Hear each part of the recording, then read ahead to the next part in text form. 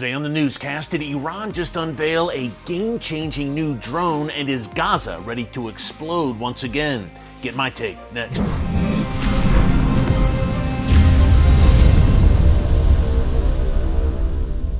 Hey folks, Erick Stakelbeck here. Welcome to the Watchman Newscast. Today is Yom Kippur, the Day of Atonement, and we're wishing all of our Jewish friends in Israel and around the world an easy fast as they observe the holiest day on the Jewish calendar. Now, 50 years ago, this was the time of the Yom Kippur War, when Israel's enemies took advantage of this day of observance to launch an attack against the Jewish state. Israel prevailed in that war, but folks, it was a costly and bloody affair. And this time around, as the high holidays and Yom Kippur approached, many were asking once again if we could see a similar scenario, if Israel's modern-day enemies, led by the Iranian regime and its Ring of Fire, could potentially launch a surprise attack on Yom Kippur once again. Thankfully, that has not happened, but the threat certainly is ever present.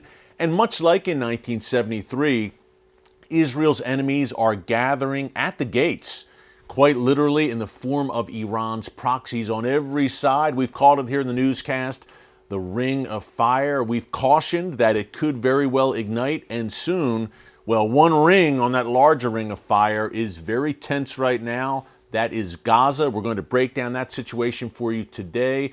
Also, Iran with a boast about some, in its words, very advanced new military technology that you'll want to know about, and a visit by an Iranian terror master to Syria at Israel's doorstep. We're going to break all of it down for you today. Before we do, just a quick reminder to subscribe to the Watchman News channel right here on YouTube and click the notification bell so you get alerts every time a new video is posted. Folks, we are fast approaching 700,000 subscribers.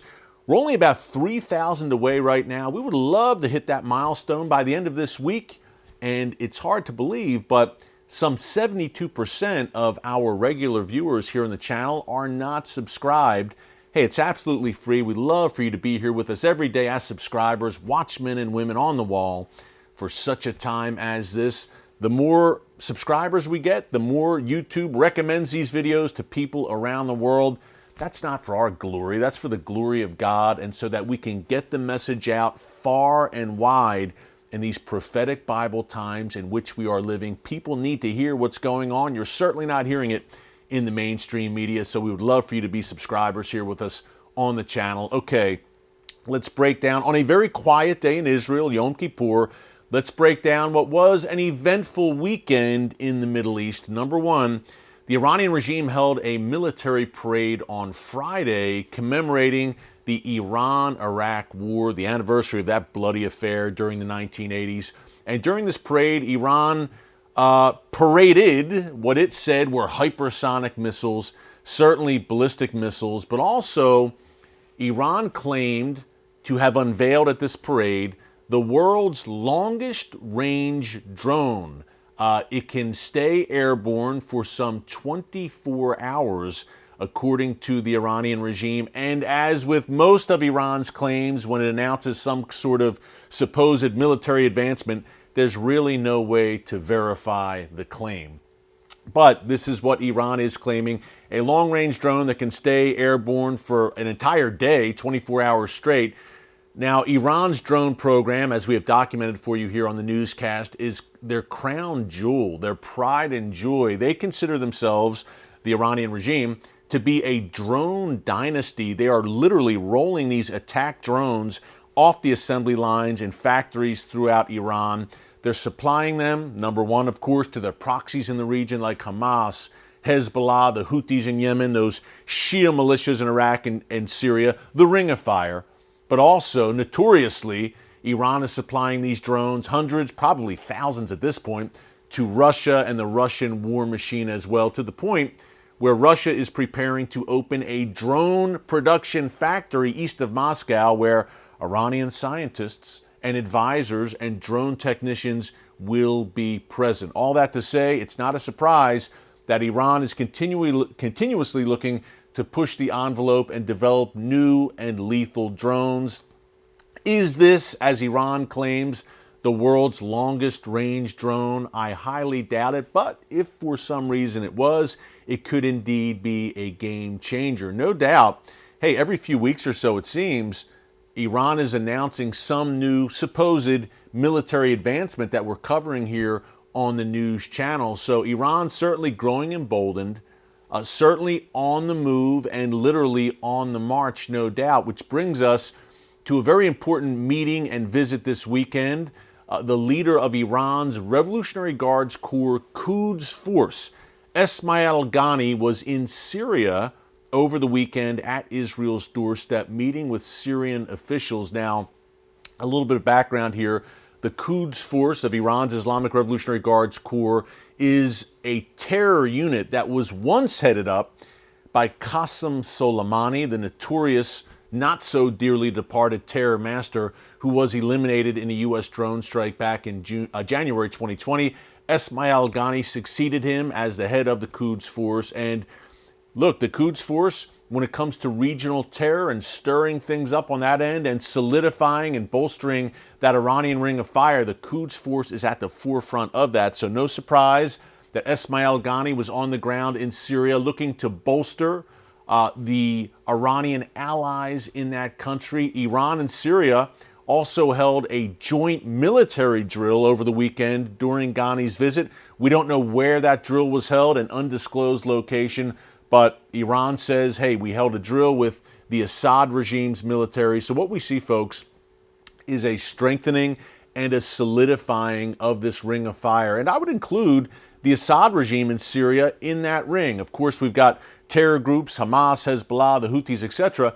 But the Assad regime in Syria is fully in league with the Iranian regime. And the Assad regime really, it seems, has no choice, folks. Iran and Russia, of course, came in and bailed Assad out when he was on the ropes in 2015 and helped him to prevail in that bloody civil war. He's indebted to them, and they've both made clear they're not going anywhere.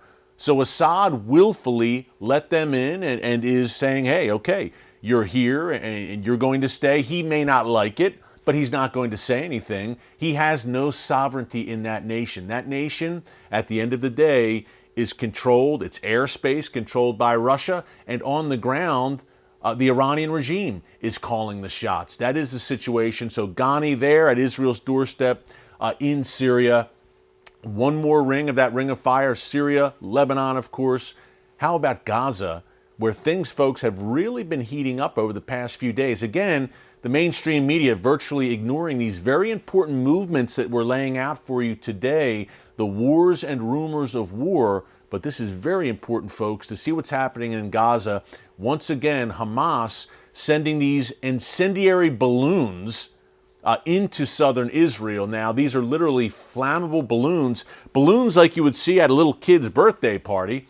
And Hamas sails them over the border into southern Israel, where these flammable objects scorch acres upon acres of land in southern Israel, where agriculture and farming is the main economic driver. It has a major economic impact, folks. I've been on the ground. I've seen the effects in southern Israel of these incendiary balloons. A few years ago, Hamas was sending hundreds of these balloons and causing great damage.